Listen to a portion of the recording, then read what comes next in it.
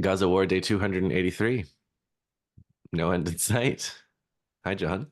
Hey Justin, I'm back. Welcome back. We missed you on the live stream. Although, as I mentioned, Rania Khalek is always great, and Ali and Asa were there, so it was a good Yeah, show. But we missed you and Nora yeah, for sure. we were out in the Hope woods. hope I you don't were. know where Nora was. She wasn't in the woods. I was in the woods. She was, I think, in the opposite of the woods, but Yeah, I'm she not was in going to the opposite reveal of the other woods. people's Disney Travel trips. plans? Oh, Yeah, they had to take me where there was literally no cell phone reception north of Algonquin Park. good. I'm glad they did that to you, actually. Um, I'm glad they did that to you for however short of a time. Okay, let's get into it. We have like 3 days, three massacres, three big notable massacres. The Khan Yunis tent massacre, and I guess we should talk about this one because they said they got Mohammed Daif for what, the 10th time, 12th time. Mohammed Daif being the military commander of Hamas overall, right? He's not just the commander of the Qassam brigades. There's a different commander for Qassam brigades, I think. He's the chief of staff. He's the chief of staff for the Qassam brigades. Okay. But there's a question to how much operational control he has at this point. The Israelis put out a flyer in Gaza a few months ago, and they offered 400 grand for information about Yahya Sinwar, 300 grand about Sinwar's brother, Mohammed Sinwar, Oh yeah. 200,000 for Rafa Salame, who was apparently killed in the attempt on Al Deif, and 100 grand for Dave himself. But the Israelis, it's pretty clear the Israelis don't have any idea because for about 2 solid decades before this war, they told us that he was completely incapacitated and he was, didn't have arms or legs, was blind. He was sort of famously seen in one of it's literally a dozen assassination attempts. A Hellfire missile hit his car, and he crawls away from that. And Israel is just like, there's no way that he can be any of these things. And they say for decades, they say that he's not a player, he's not a factor. And then the war starts. They find photos of him. He's giving messages at the beginning of the war. He's just clearly in a state that the Israelis did not think he was in for 2 decades. So they really have no idea. So the idea that they suddenly now have an idea that they assassinated him. And these aren't just assassination attempts. Like when we say a dozen, we mean like literally saying he's dead. Like we got him. They do a press conference, the whole deal, right? They did it in 2014 when they attempted to assassinate him during the ceasefire talks. Um, so yeah, it's tough to know, but they carried out a brutal massacre in order to hit this the house that they're saying that he was in. Just a brutal massacre, and they're saying that it was in an area of Khan Yunis 500 meters away from the furthest distance that the IDF operated in its what was it, like 6 months of fighting in Khan Yunis.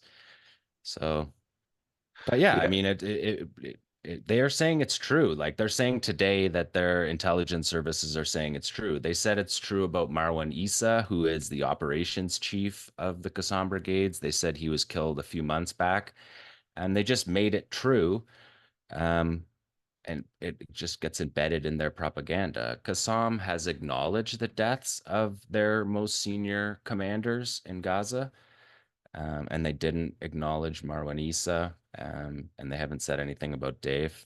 Well, they It's did. One Hamas person said, "We'd like Netanyahu to know that Dave is watching and mocking you." yeah, So there was that statement. I just wanted to say one thing about this, which is that Israel will never know whether Dave is alive or dead. They will never know. And like there are photos, but they don't really know what he looks like.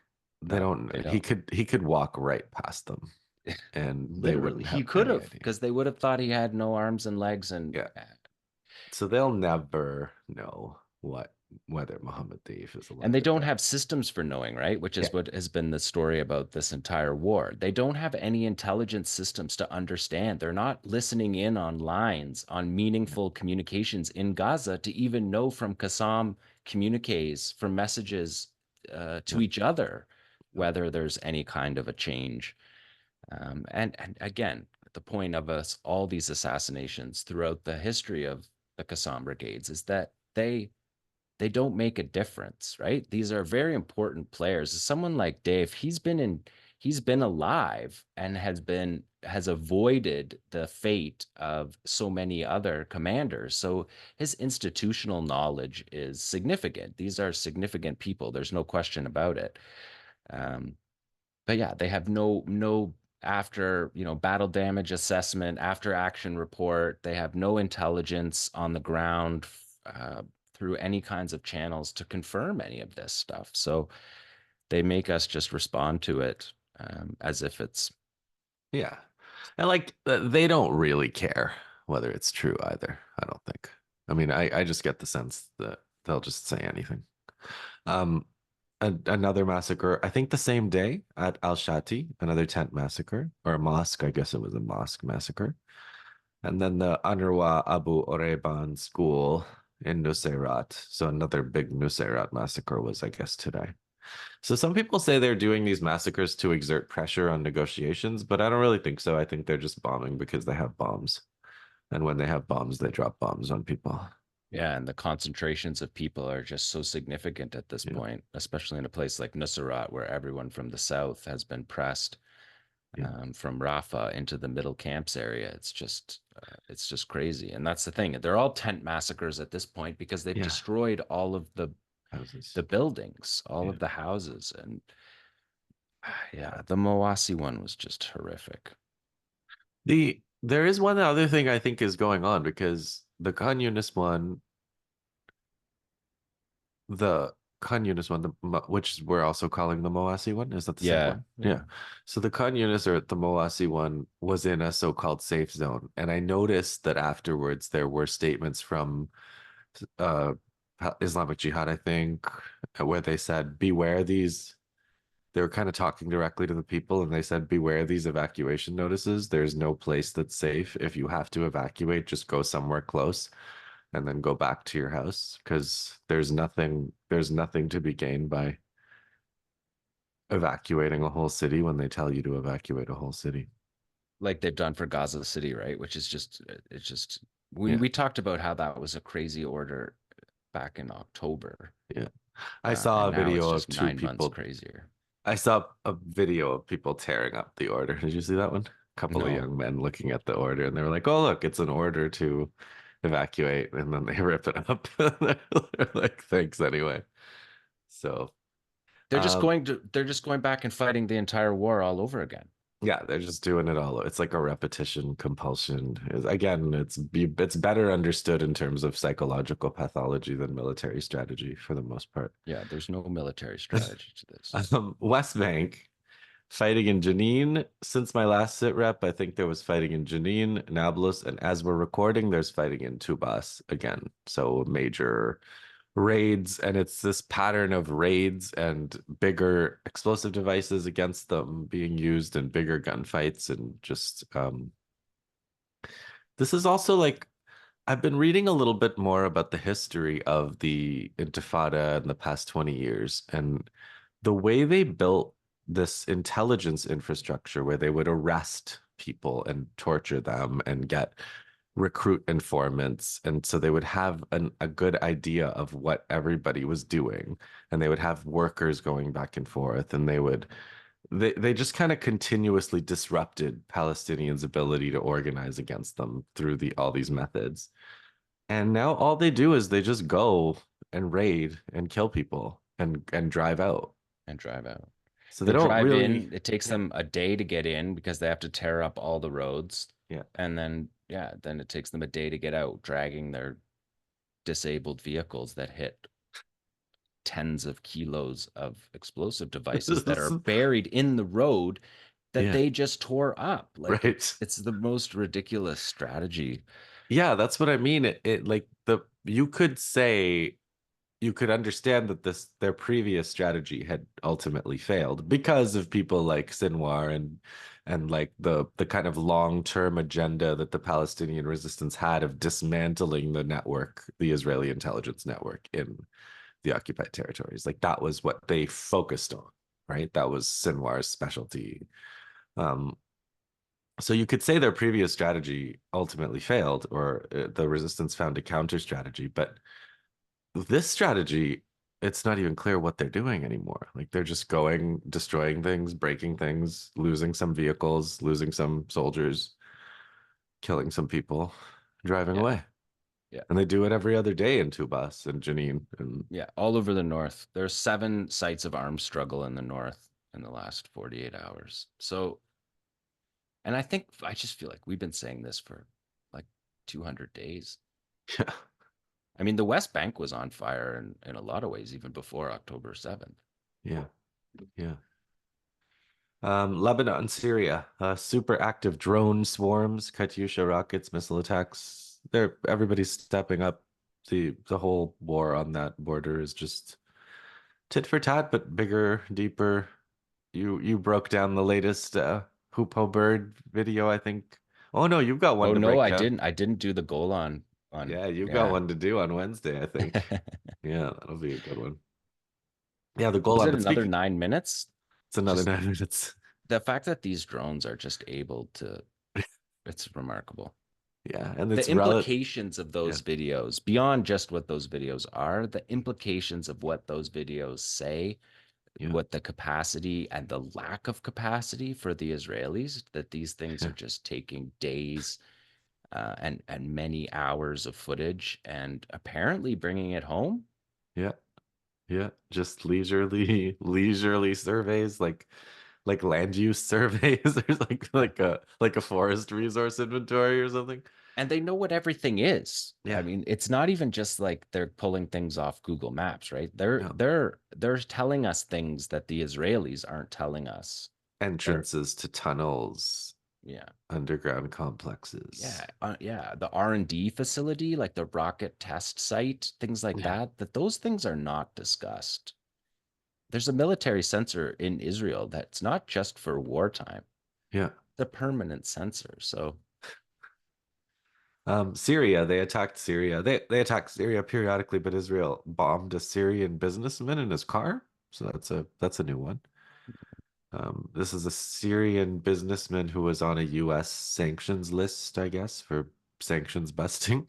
You can you can get on a US list for being a Syrian doing business because that's busting a US sanctions against Syria. So Israel killed him from the Golan, apparently. They launched whatever they launched from the Golan. So that's a I expect something will there will be some answer probably from Lebanon about that.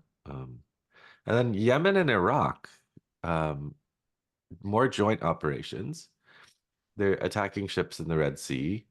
They're hitting Eilat. I covered in the last sit rep the Houthi leader, like Syed Abdul Malik al Houthi.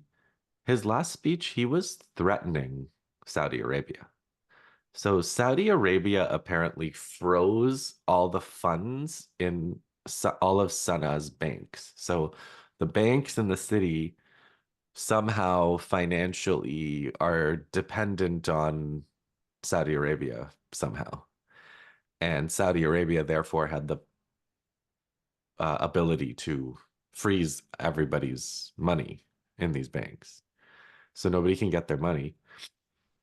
And so Houthi made a very, very threatening speech in his last speech. He said, "We will answer bank for bank and port for port and airport for airport." And he used the word stupid a lot. He was like, "This is very stupid what you're doing. If you want to go with the Americans, it's very stupid." So, and just very quickly destroying like people's lives and capacity when you take yeah, it a step like that.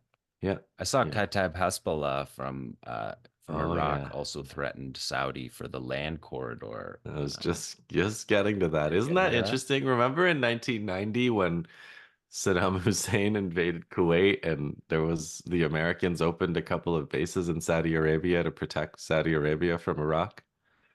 Yeah, And now here we are with here we are. Iraq threatening Saudi Arabia for what they're doing for the Americans. So it's just the way history works is just crazy.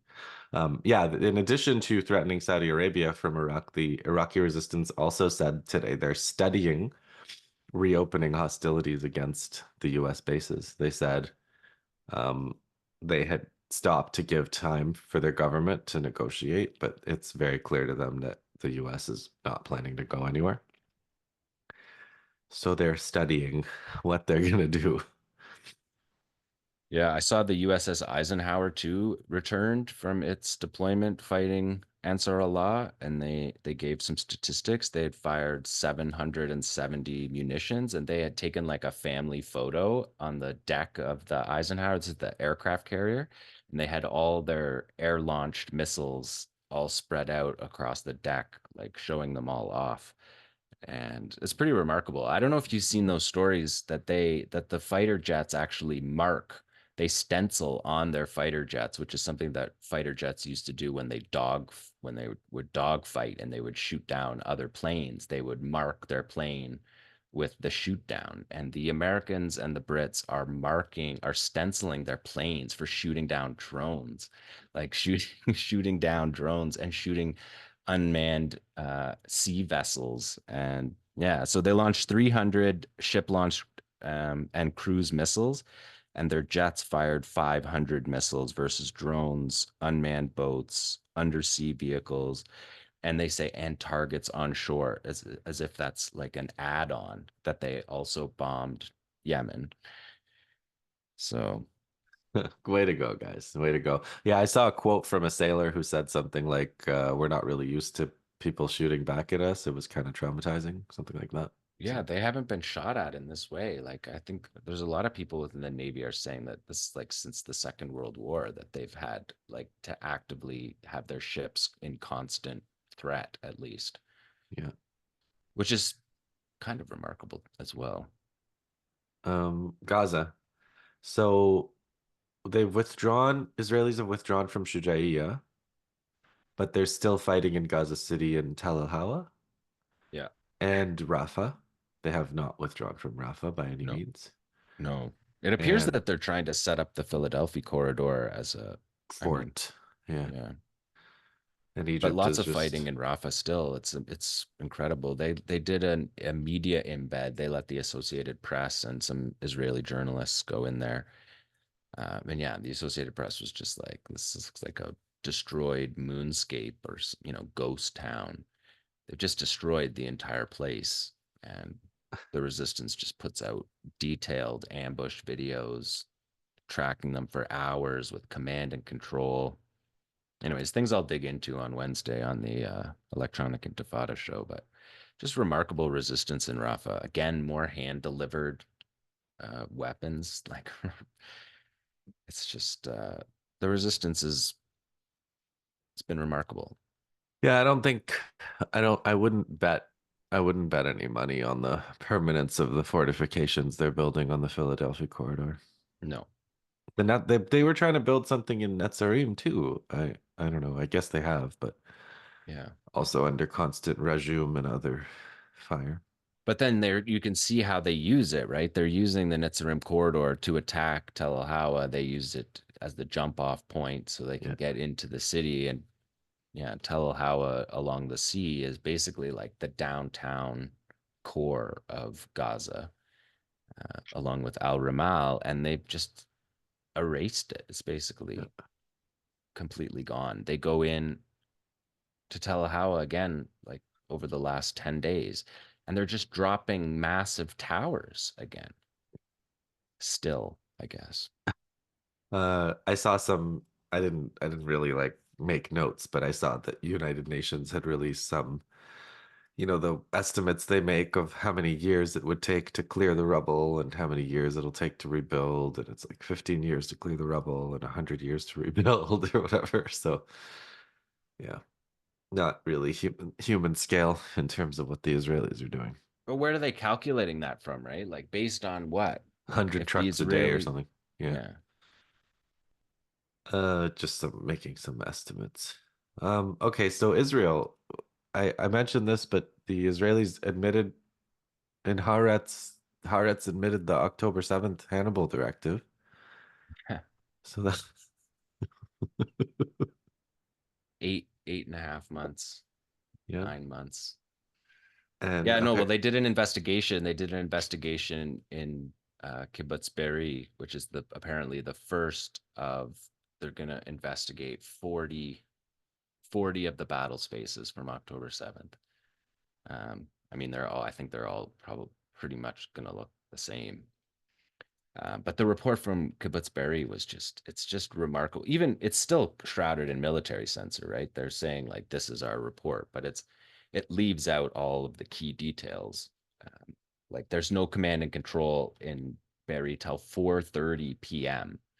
But they don't say why there's no command and control. Why is there, like, they don't say the reason? Did Qassam knock out their command and control systems so comprehensively that even by 4:30, like 10 hours later, they're still not, like, they don't address that. They just say, soldiers were stacked up at the border. I mean, the whole report is, it's like a report in cowardice. It's crazy. Like the soldiers are all gathering at the front entrance of the kibbutz. Like nobody's going in. There's like no stories of individual, even the Shaldag, the Air Force Special Forces guys, they inserted those guys via helicopter sometime in the mid morning, and one of them got shot and killed, and they turned the rest of that operation into a rescue mission. They retreated to the entrance of the kibbutz, and so the special forces soldiers, like these heroes of is like decades of Israeli propaganda, in the one moment that they actually have to fight in their own communities to defend their own citizens, and one guy getting shot means the entire squad of airdropped special forces evacuate. It's like the opposite of the movie. It's like the movie's supposed to be about what you do when that happens, and instead they're all just mustering at the entrance of the kibbutz.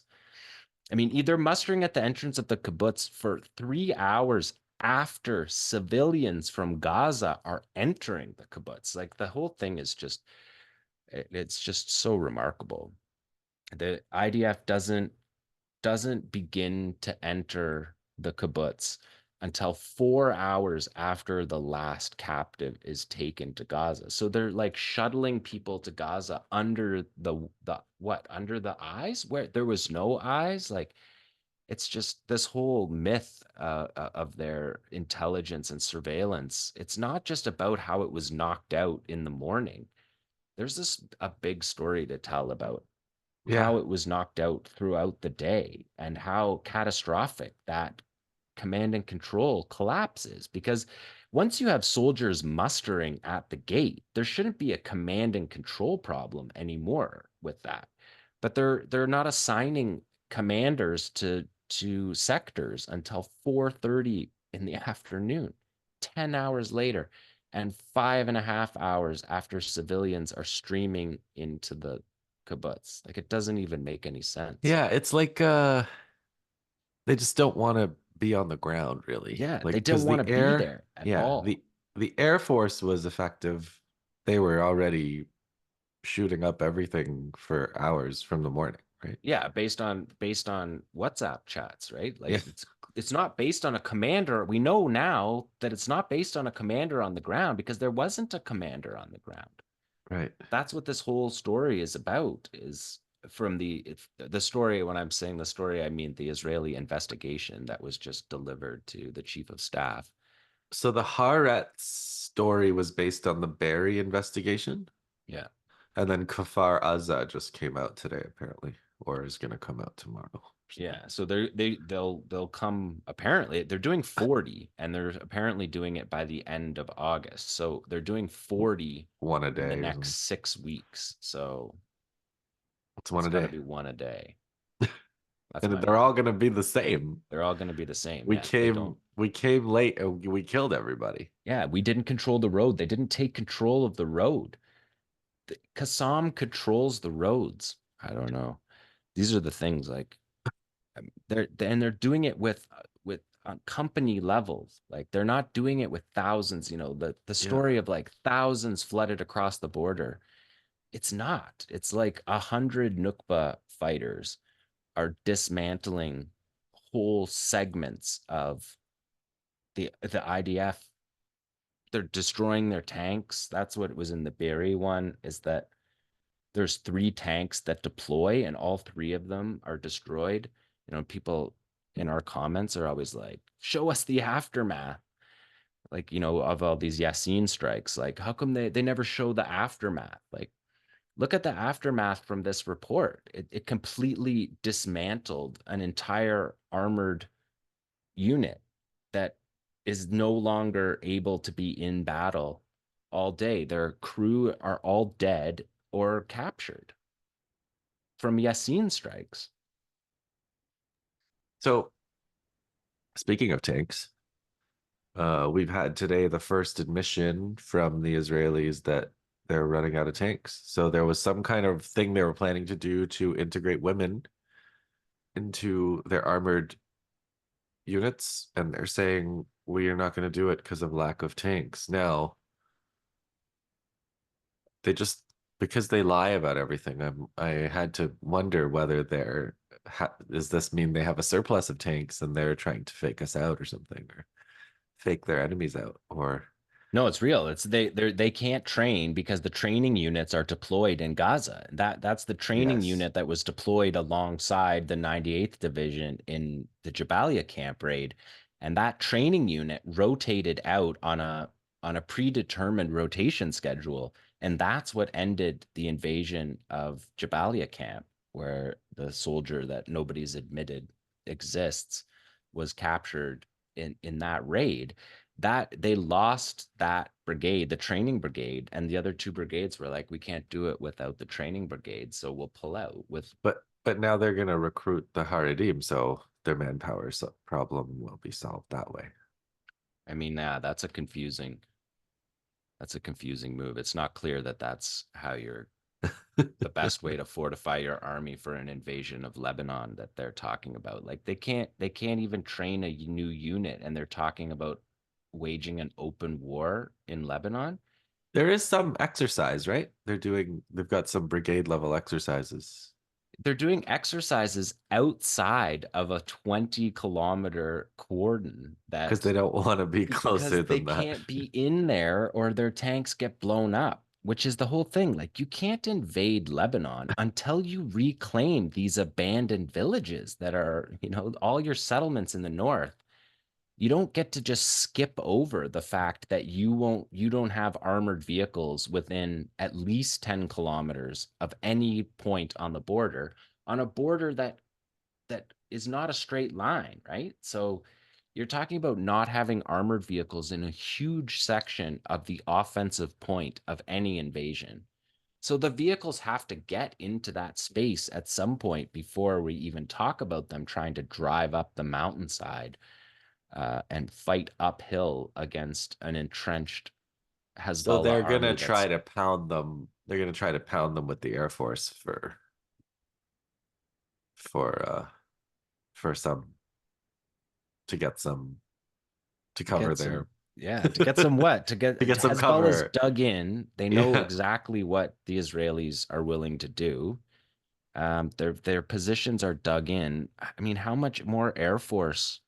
If their Air Force is just trying to suppress the anti-armor, this is how they usually do it, right? They'll try to suppress the anti-armor missiles with the Air Force and then attack that way. There'll be lots of bombing before you're I'm skeptical. skeptical. I don't know. I don't. You and whose I army, Habibi? Like that's. I Yeah. just.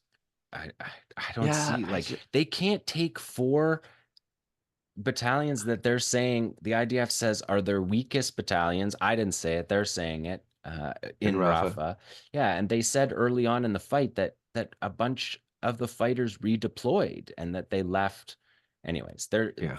they're not talking about fighting the most formidable opponent uh, in Rafah in a flat desert area they just continually get hammered.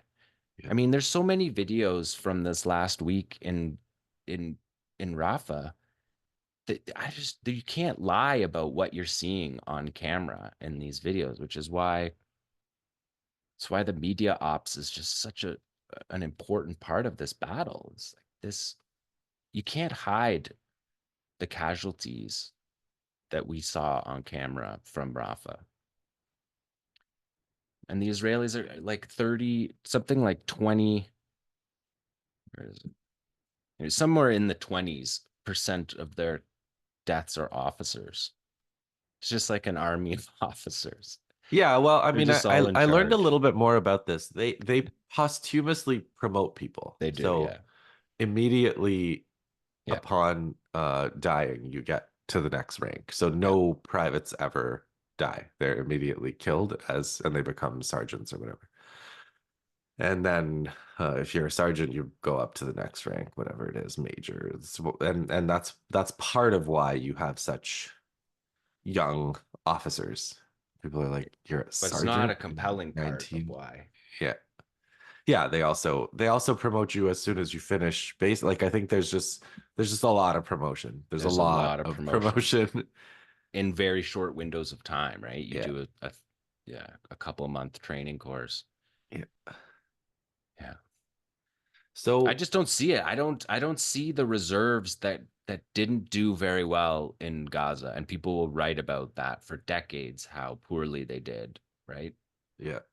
And then you're gonna recall all those people and send them into a more difficult logistical battle with supply lines, with rocky cliff sides, with you know, mountains And I guess the and IDF tunnels. doesn't want to do it, but I think Netanyahu wants to do it.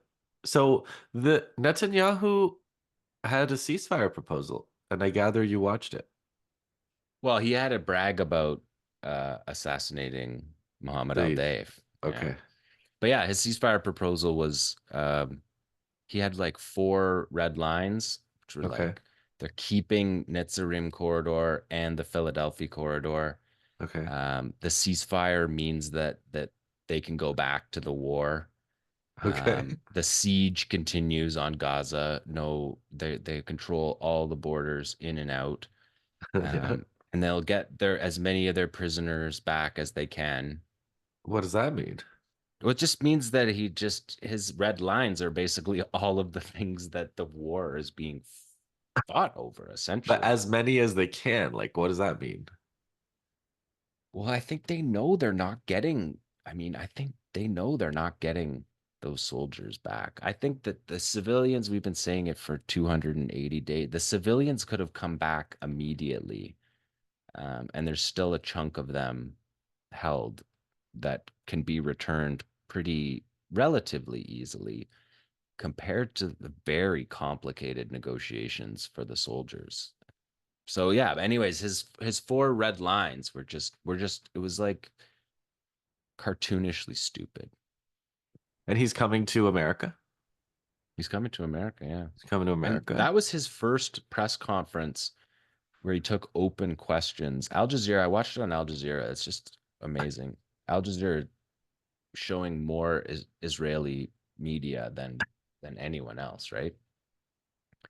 And just translating his questions from the Israeli journalists, which are questions that would get, in North American media would get you instantly fired. I'm not saying it's like some beacon of free No. press, but people ask questions like you're just ignoring the families, like Yeah. you haven't met with any October 7th families. He was like, oh, I've met with some October, you've got people trying to Yeah. get their family members back that are out front of his house and on the streets of Tel Aviv, and Yeah. the journalists were asking those kind of questions like, yeah, I mean, and he So hadn't he he's hadn't done coming to that, I think, since America. the winter. He's coming to America in a context of the Trump near assassination. So that was interesting.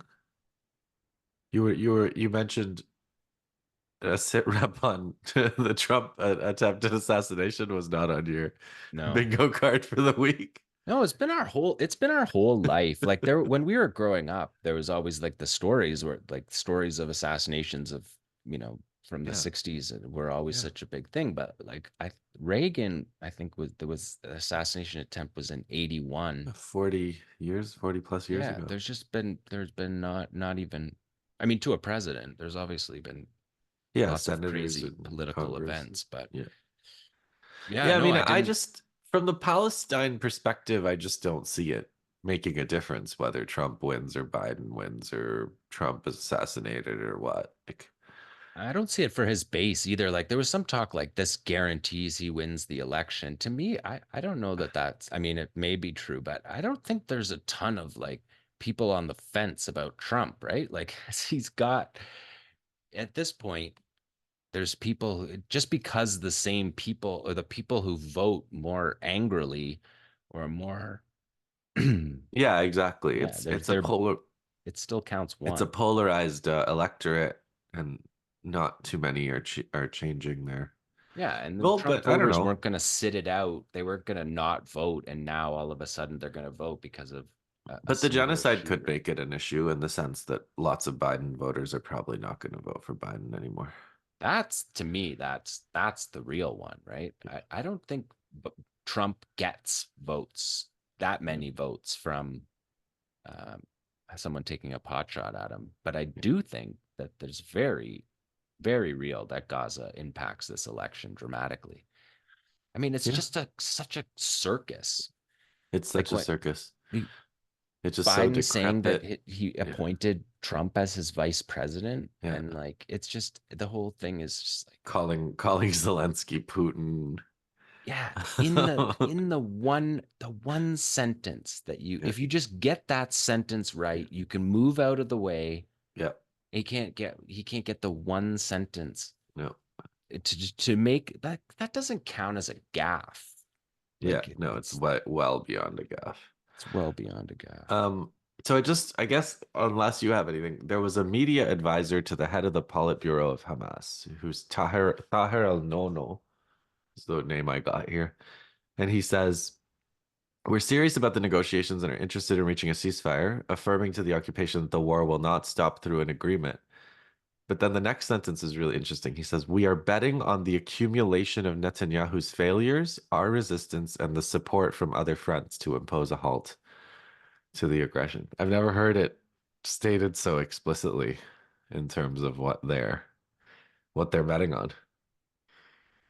So Yeah, that's interesting. I mean, I don't know how much the Politburo is impacting what's happening on the ground. I think well, were you going to do the China? Like Hania is going to China next week.